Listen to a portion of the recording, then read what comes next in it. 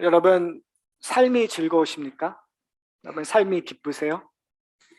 간단한 질문인데 그 간단한 질문에 답하기가 참 어려운 것 같아요. 곰곰이 생각해 보니까 기쁠 때도 있긴 한데 사실은 대부분 지루하고 대부분 뭐 하는지 모르고 살아갈 때가 참 많습니다. 이민 생활이라는 것이 그렇다고 할 수도 있고 아니면 어쩌면 인생이라는 것이 그럴 수 있다는 생각이 듭니다. 사실은 이민자이니까 우리 이민자로서의 삶을 그렇게 정의하고 있지만 우리가 한국에 있어도 똑같이 얘기할 거예요. 근데 우리의 문제는 뭐냐면 우리가 하나님의 백성이라는 거거든요. 하나님의 사랑이라는 거, 사람이라는 거야. 그러면 하나님의 사람과 세상 사람이 달라야 되는데 여러분, 세상 사람과 하나님의 사람의 차이점이 뭘까요? 저는 그 차이점이 오늘 본문에서 이야기하고 있는 기쁨 같아요. 뭐 여러 가지 차이점이 있다고 얘기하지만 궁극적으로 표출되고 있는, 표현되고 있는 것들의 중요한 것들은 저는 기쁨이라고 생각합니다. 우리 가운데 즐거움이 있는가, 기쁨이 있는가, 그 즐거움과 기쁨의 원인들은 여러 가지가 있을 거예요. 하나님의 사랑일 수도 있고, 긍휼함일 수도 있고, 우리가 여러 가지 경험하는 그런 일들일 거예요. 그러나 문제는 제가 질문 드리고 싶은 건 뭐냐면, 우리가 하나님께로부터 나오는 기쁨을 여러분 누리고 계십니까? 점점 어려워지죠. 처음에는 즐겁으니까 여러분 했었을 때 그래 나한테는 좀 즐거운 점이 있었는데 라고 답하실 수 있어요. 그런데 제가 질문에 하나를 더하니까 하나님이 주시는 기쁨에 여러분 경험하고 계십니까? 라고 하니까 여러분이 조금 더 난감해지시는 것 같아요. 얼굴 표정을 보니까 하나님이 주시는 기쁨은 뭔가 다른가? 여러분, 하나님이 주시는 기쁨이 다를까요? 아니면 같을까요? 점점 어려워지죠. 그렇죠? 왜 어려울까 여러분 생각해 보셨어요? 문제는 우리는 생각을 안 한다라는 거죠. 우리는 하나님이 주시는 기쁨과 내가 세상에서 얻는 기쁨과의 차이점을 찾으려고 하지 않아요. 고민하고 있지 않아요. 제가 오늘 예배 처음 시작하면서 제가 한 주간에 있었던 내용들을 여러분하고 나눴어요. 인생을 살아가다 보면 생각하고 있는 상상의 날개로 찾는 경험들이 있고 책을 통해서라든지 여러 가지를 통해서 내가 그리는 것들이 있어요.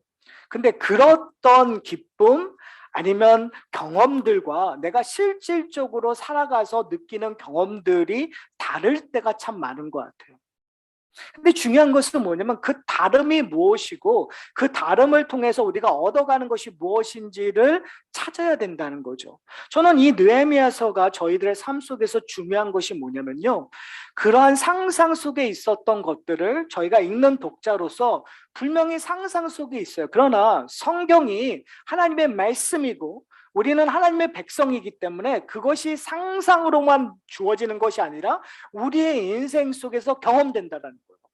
제가 그래서 느헤미야서를 시작하면서 여러분에게 질문 드렸었던 것이 뭐냐면 우리에게 황폐된 것이 무엇입니까를 여러분 찾기를 소원합니다.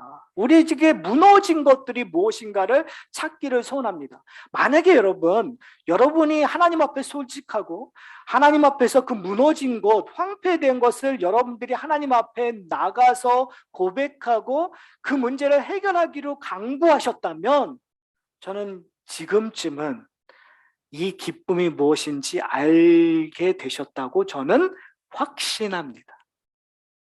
여기는 아멘이 안 나오네요. 문제는 뭐냐면 우리가 어떨 때 보면 첫 단추를 잘못 낄 때가 참 많은 것 같아요. 첫 단추를 잘못 끼면요, 그것이 하나하나 밀려가지고 결론이 잘못된 곳으로 갈 수 있는 것 같아요.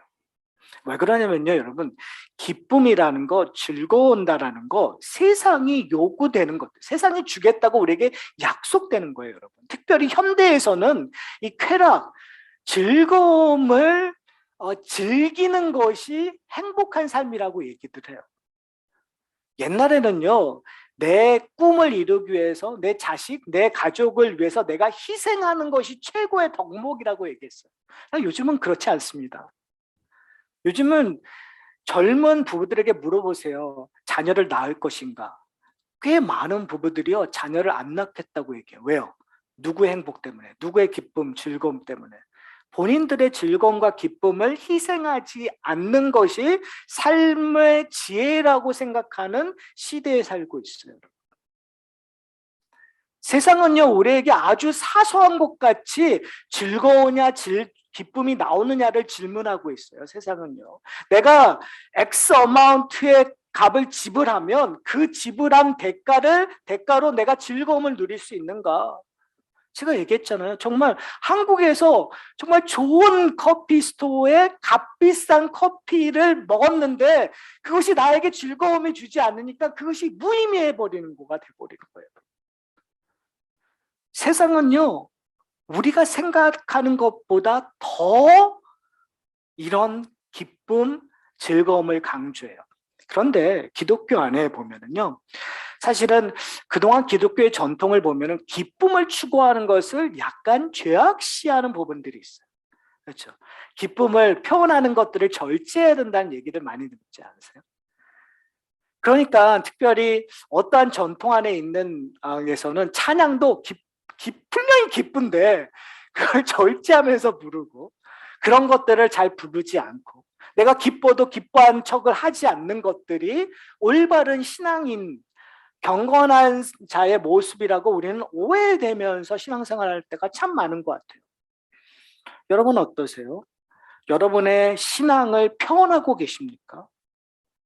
여러분이 하나님 앞에서 애통했을 때 그 애통함을 표현하고 있습니까? 하나님이 주신 그 은혜를 여러분이 표현하고 있습니까? 나만이 내 삶 속에서 표현하는 것이 아니라 우리의 공동체 안에서, 가정 안에서 그것들을 표현하고 있습니까? 저는 이것이 그냥 성격의 문제로 치부할 수도 있고 그것이 어떠한 민족의 문제로서 한국 남성으로서 그런 문제를 그냥 치부할 수 있다고만 생각하면 안 될 것 같아요. 왜요? 우리는 한국 남자이기 전에, 우리는 한국이라는 문화에 있기 전에, 유교적인 문화에 있기 전에 우리는 뭐로 거듭난 존재이죠? 하나님의 백성으로 거듭난. 하나님의 백성 된다라 하면 우리에게 새로운 문화가 들어온 거거든요. 다른 말로 얘기하면 천국의 문화가 우리 가운데 들어온 거예요. 근데 우리는 문제는 뭐냐면 그 천국의 기쁨을 표현하고 있지 않다라는 거예요.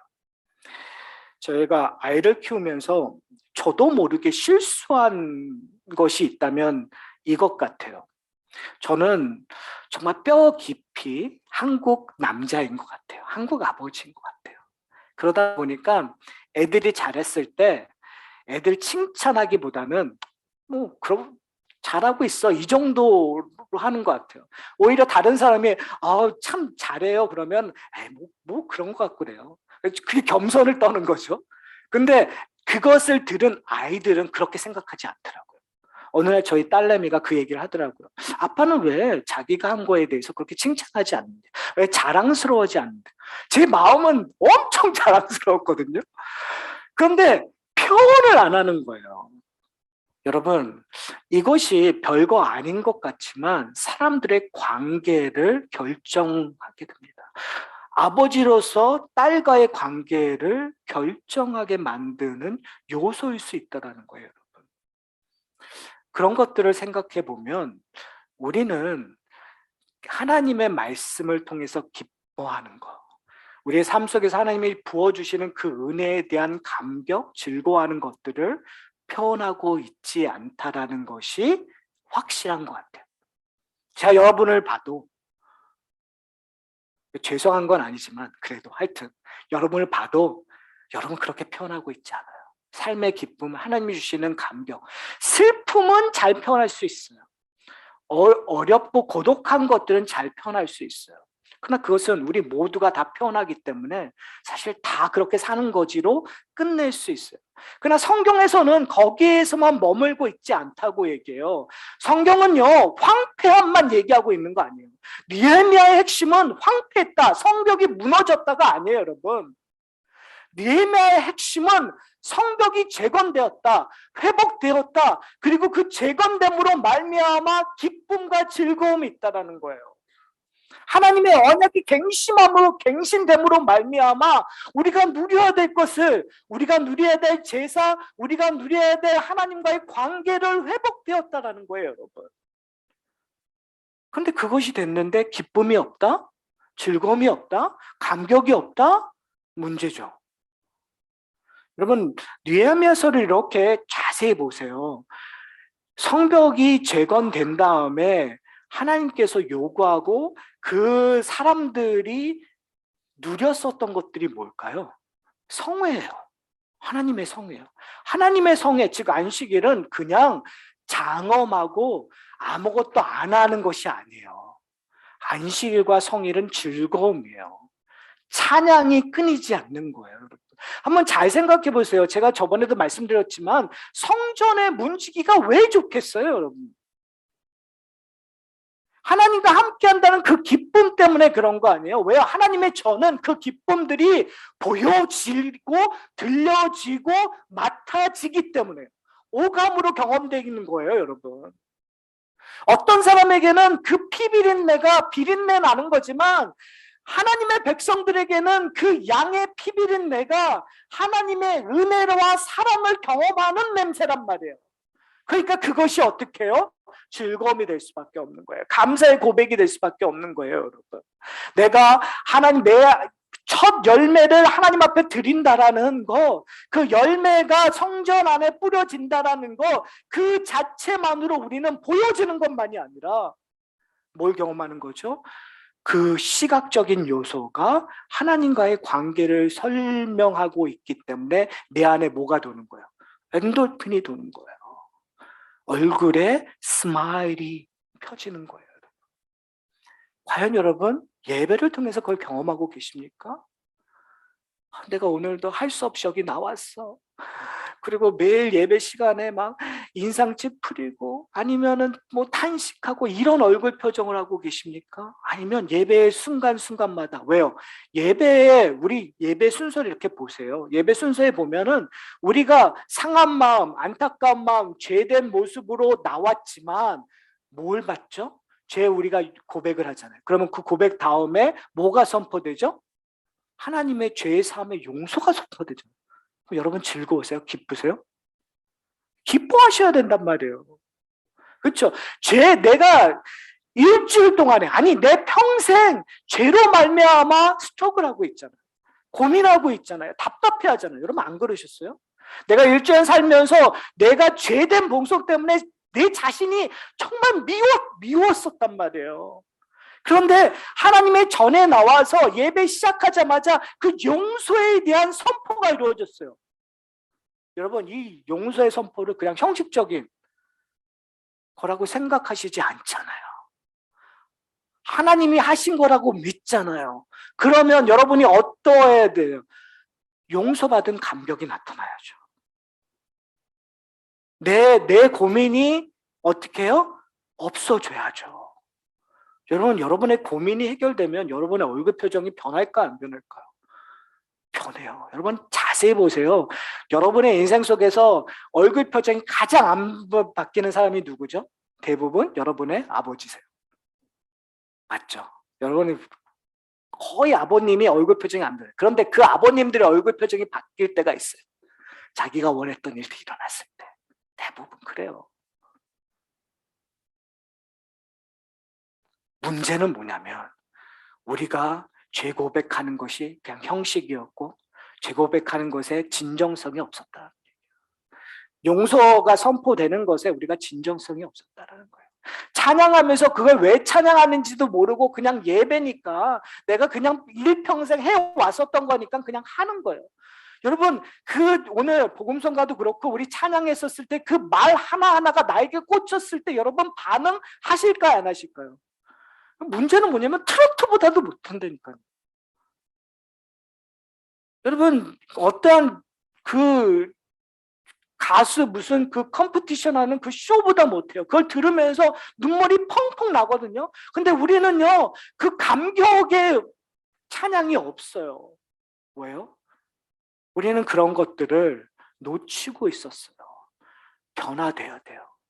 오늘 본문에서 보시면은요 저희가 43절만 읽었지만 27절에 이렇게 기록되어 있어요. 예루살렘 성벽을 봉헌하게 되는데 각처에서 네 사람들을 찾아 예루살렘으로 데려다가 뭐 하냐면 이렇게 얘기하고 있어요. 감사하며 노래하며 재금을 치며 비파와 수금을 타며 즐거이 봉헌식을 행하려 하며. 봉헌식을 어떻게 해요? 장엄하게 근엄하게 하는 것이 아니라 어떻게 한다고요? 즐거이 하기 위해서. 근데 즐거이 하는 그 원칙이 뭐냐면 첫 번째 뭐로 시작하냐면 감사로 시작이 돼요. 두 번째는 노래하며. 근데 그 노래하는 거가 어떻게 얘기가 되냐면 재금과 비파와 수금과 한다고 얘기하고 있어요. 모든 악기를 동원해서 하나님 앞에 찬양하고 있는 거예요, 여러분. 그 즐거움, 우리가 오해하지 않으셨으면 좋겠어요. 모든 종교성에서 이런 일들이 일어나요. 그런데 그렇다고 그러니까 이런 걸 하지 말자가 되는 것이 아니라 우리가 하나님 앞에 진정적으로 나간다면 우리 가운데 아멘이라고 할 수 있는 거예요. 우리 가운데 하나님 앞에 찬양할 수 있는 거예요. 소리를 높이 낼 수 있는 거예요. 그것이 나에게 주시는 감격이기 때문에 놓치지 않으셨으면 좋겠어요. 그러면서 그런 일들을 하는 가운 12장은 그런 일들을 우리에게 설명해 주고 있어요. 어떻게 이스라엘 백성들이 함께 예루살렘에 모여서 누구는 성벽 위로 올라가고 이런 일들을 했다라는 표현을 얘기하면서 이야기하고 있는데 그 중에 하나 우리가 관심을 가져야 되는 것은 30절에 이렇게 얘기하고 있어요. 제사장들과 레위 사람들이 몸을 정결케 하고 또 백성과 성문과 성벽을 정결케 하니라. 정결하는 예식을 하는 거예요. 왜 정결하죠? 그러니까 우리가 하나님 앞에 기뻐한다라는 거, 하나님이 주신 거에 감격한다라는 건 우리가 우리를 돌아볼 수 있는 상황이 돼버리는 거예요. 돌아가는 상황이기 때문에 뭐 하는 거예요? 내 죄가 깨닫게 되어지고 그 죄를 어떻게 해야 되는 거예요? 정결케 하는 것이 첫 번째 스텝이라는 거예요. 뭐든지. 그러니까 예배에 올 때도 우리가 뭘 생각해야 되냐면 우리가 항상 여러분 예배 오실 때 여러분 가장 여러분을 보는 게 뭐죠? 옷을 보잖아요. 내가 오늘 뭐 입고 갈까? 아니면 헌금을 준비한다든지 뭐 이런 것들이잖아요. 근데 중요한 건 뭐냐면 왜 옷을 볼까요, 여러분? 옛날에는 왜 헌금을 빳빳이 이렇게 다렸을까요? 우리는 어느덧 그냥 행위에 머물러져 있어요. 그러나 그 행위를 이루게 한 첫 번째 원인을 우리가 생각해야 될 것 같아요. 왜 옷을 제대로 괜찮은 옷을 입고 갈까요? 누구를 만나니까? 하나님을 만나니까. 그러니까 하나님을 만나기 위해서 내가 좋은 옷, 깨끗한 옷을 그건 맞아요. 근데 우리가 놓치고 있는 건 뭐냐면 그 전에 뭘 해야 되냐면 내가 하나님만 만나기 위하여 하나님의 비추어 내 죄를 깨닫고 내 죄를 용서하는 정결하는 모습으로 나온다라는 거. 그래서 아까 조금 전에 처음에 제가 예배 시작했을 때 우리가 죄 사함을 얘기하는 것이 뭐냐면 그런 마음으로 내가 하나님 앞에 나왔습니다. 공동체적으로 그것을 고백하는 거예요. 그러면 그 고백 가운데 뭐가 선포되고 있는 거죠? 하나님의 용서가 선포되는 거예요. 그러니까 느헤미야서도 그대로 들어가요, 여러분. 성벽이 무너진 황폐한 것을 보게 하고 그리고 그 황폐한 것을 통해서 하나님 앞에 회개하고 자백하는 그리고 하나님 그 성벽을 만들어감으로 말미암아 이루어지는 것들이 뭐냐면 언약을 갱신해요. 근데 언약을 갱신하기 위해서 되어지는 것이 뭐냐면 용서예요. 회복이에요. 그리고 그 회복 다음에 일어나는 것이 뭐냐면 바로 봉헌 드리는 거. 하나님 앞에 드리는 건데 그 드리는 거에 가장 중요한 것이 기쁨이에요. 즐거움이에요. 그러니까 하나님의 백성들은 죄에서 끝나는 것이 아니라 죄를 회개하고 그 회개가 용서로 말미암아 하나님과의 관계가 회복되고 그 회복으로 말미암아 뭐가 온다고요? 기쁨이 오는 거예요. 즐거움이 오는 거예요. 그러니까 여러분 성도들에게 하나님의 백성들에게는 기쁨과 즐거움이 옵션일까요? 옵션이 아닐까요? 옵션이 아니에요. 이거는 근본이에요. 하나님의 백성들에게는 기쁨과 즐거움은 내가 노력해서 얻어내는 옵션이 아니라 하나님의 백성에게 딸려오는 거란 말이에요. 근데 우리는 이걸 너무 놓쳐버려요.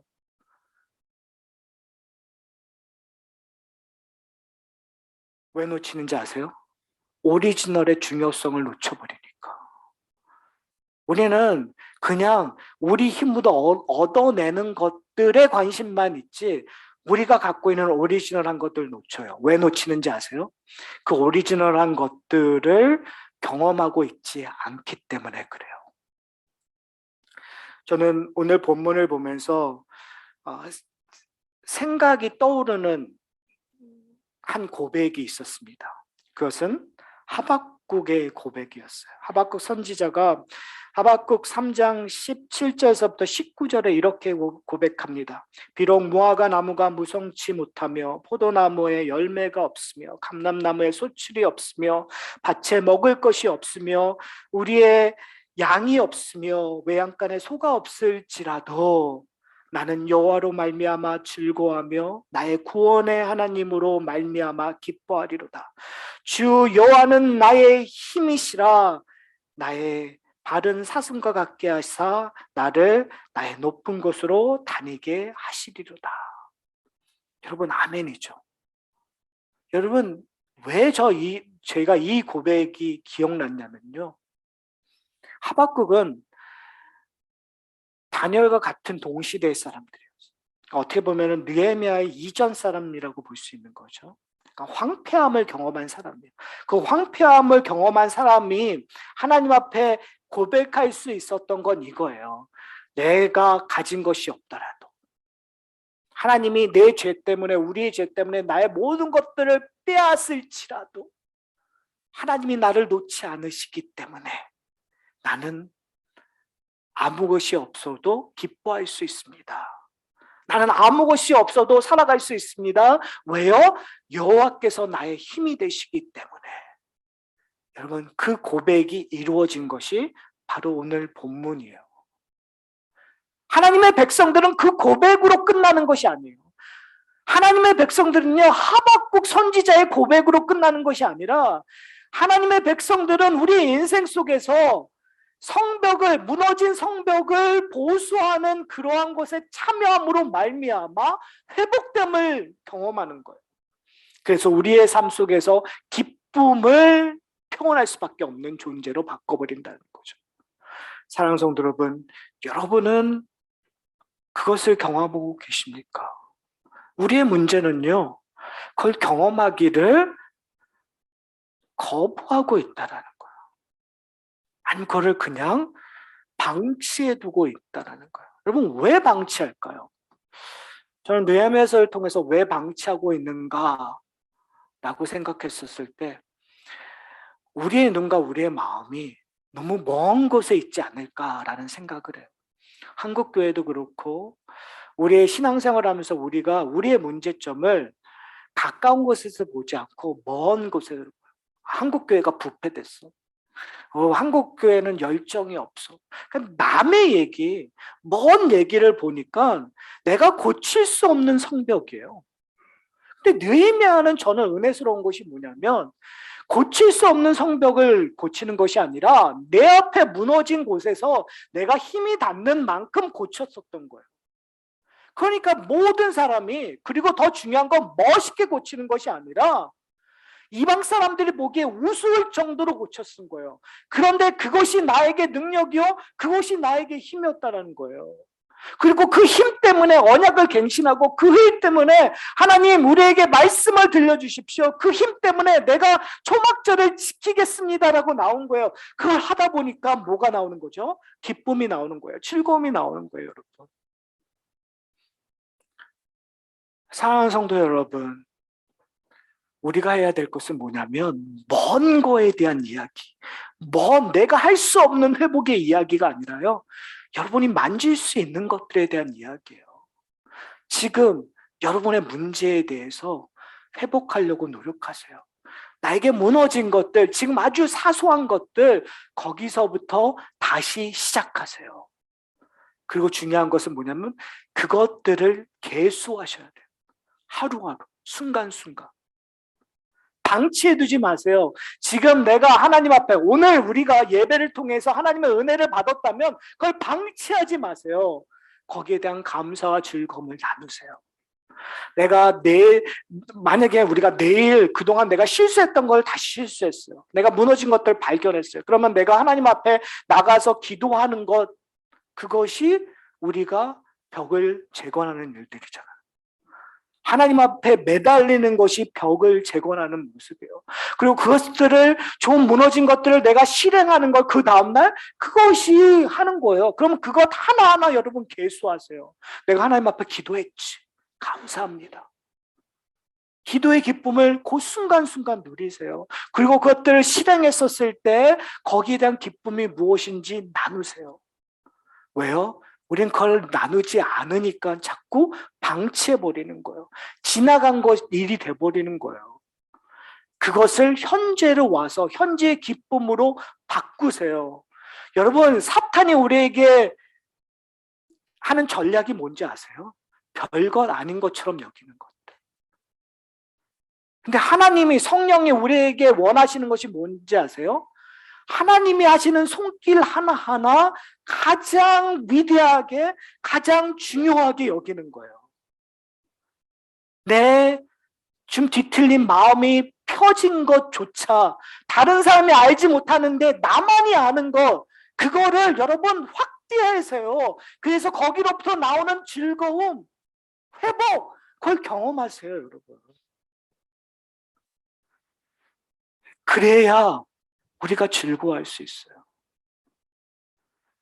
사랑하는 성도 여러분, 아직도 우리에게는 이 즐거움, 기쁨이 추상적으로 들릴 수 있어요. 왜요? 우리 문화가 그래요.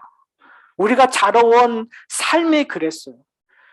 웃는 것조차도 되게 못하게 하는 그러한 집안, 아니면 그러한 사회에 살고 있었기 때문에 그걸 표현을 못해요. 교회 안에서도 그래요. 이제 우리가 그런 일들이 안 일어났으면 좋겠어요.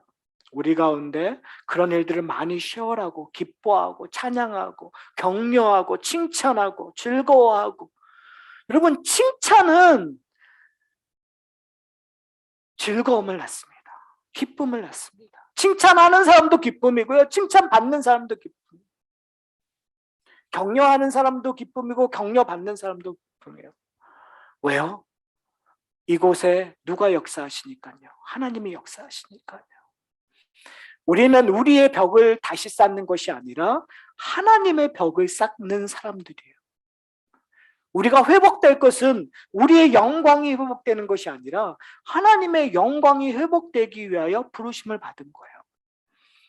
이제 설교를 마치려고 합니다. 여러분, 우리가 해야 될 거 먼 데서 보지 말자고 얘기했잖아요. 우리 가정서부터 봤으면 좋겠어요. 여러분의 가정. 우리의 가정들, 사실은 우리의 가정들이 가장 힘들 때가 언제인지 아세요? 우리 가정들이 가장 기쁨을 누리지 못할 때가 언제인지 아세요? 비교할 때요. 내가 내 자식들을 다른 자식들과 비교할 때, 내가 내 남편을 다른 남편들과 비교할 때, 내가 내 아내를 다른 아내와 비교할 때, 내가 내 부모와 다른 부모를 비교했었을 때, 내 경제적인 상태를 다른 사람들의 경제적인 상태와 비교했었을 때, 내가 생각하는 행복, 우리의 가족의 행복과 다른 사람의 가족의 행복을 비교할 때, 그때 우리는 절대로 기뻐할 수 없습니다. 왜요? 인간은요, 참 재밌게도 자기보다 좀 떨어진 사람들과 비교하는 거 좋아하지 않아요. 항상 자기가 부러워하는 사람들과 비교해요. 근데 하나님께서 우리에게 요구하는 것이 무엇인지 아세요? 비교하지 말고 하나님의 것으로 빌려가라고 얘기를 해요. 제가 빌려가라는 표현을 했어요. 왜냐하면 하나님의 것인데 우리가 아직도 빌리는 것조차도 못하기 때문에. 하나님의 것이에요. 근데 그것을 우리가 다 하나님 것처럼 사용하고 있지 않아요. 그래서 제가 그냥 표현을 빌리라고는 표현을 쓰고 있는 거예요. 여러분의 것임에도 불구하고 좀 빌리기라도 좀 해보세요. 남의 것처럼 하지 마시고 그래서 하나님의 것이 내 것인 것처럼. 무슨 말이냐면요. 나의 부족함을 하나님 것으로 채우시라는 거예요. 하나님의 눈으로 내 자식을 보라는 거예요. 하나님의 눈으로 내 남편을 보라는 거예요. 그러면 채워진다는 거예요. 그러면 그 가운데 기쁨이 있다라는 거예요. 용서가 있다라는 거예요. 회복이 있다라는 거예요. 왜요? 하나님이 나를 용서하셨으니까 그렇게. 하나님께서 나를 그렇게 참고 계시니까. 하나님께서 나에게 그것들을 부어주셨으니까. 사랑하는 성도 여러분, 여기서부터 시작했으면 좋겠어요. 왜요? 하나님께서 약속하셨으니까요.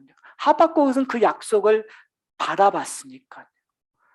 하나님께서 이루실 거예요, 여러분. 너무 재밌는 건 뭐냐면 여러분이 하느냐 안 하느냐와 상관없이 하나님께서 이루실 거예요. 여러분이 하느냐 안 하느냐와 상관없이 하나님께서 그 과정들을 끌고 가실 거예요. 그런데 여러분에게 복된 것이 뭔지 아세요? 그걸 경험하는 것이 복된 거예요. 왜 복되는지 아세요? 거기 기쁨이 있으니까요. 거기 즐거움이 있으니까요. 그 즐거움을 누리는 것이 최고예요. 그것을 풍성히 누리는 저와 여러분이 되시기를 소원합니다.